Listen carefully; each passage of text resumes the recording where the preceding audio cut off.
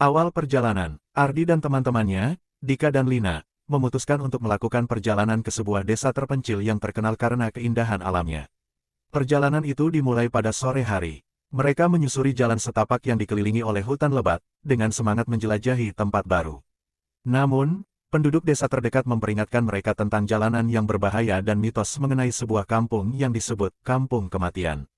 Tidak ada yang tinggal di sana, ujar salah seorang warga dengan nada serius. Jangan pernah berhenti, bahkan jika kalian melihat sesuatu yang aneh. Ardi mengabaikan peringatan itu, menganggapnya sebagai cerita untuk menakut-nakuti wisatawan. Namun, semakin malam perjalanan mereka, semakin aneh suasana yang mereka rasakan. Pertemuan pertama, langit mulai gelap, dan kabut tebal turun menyelimuti jalan setapak. Ketiganya tersesat. Mereka menemukan sebuah papan kayu tua yang bertuliskan, Kampung Kematian. Tulisan itu terlihat pudar, tetapi cukup jelas untuk membuat Lina merasa tidak nyaman.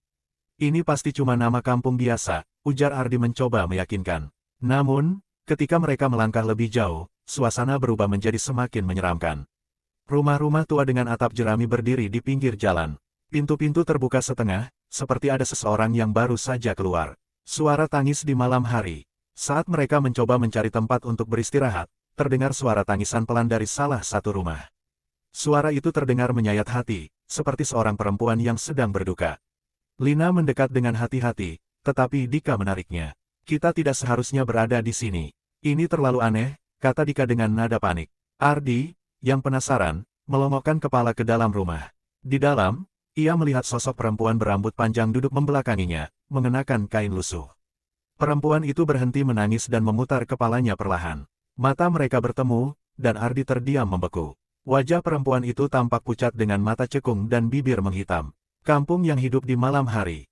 Tiba-tiba, rumah-rumah lain di kampung itu terlihat seperti mulai hidup.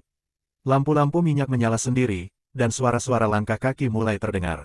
Dika menunjuk ke salah satu jalan kecil, dan ketiganya berlari tanpa menoleh ke belakang. Namun, mereka merasa seperti dikejar.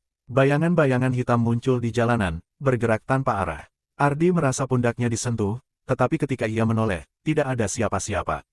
Keluar dari kampung kematian, mereka akhirnya menemukan jalan keluar setelah berlari tanpa henti.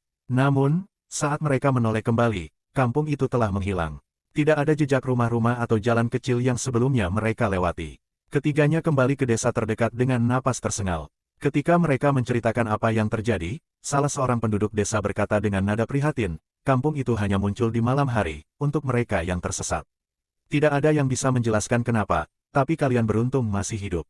Setelah malam itu, Ardi dan teman-temannya sepakat untuk tidak lagi menyepelekan peringatan warga setempat.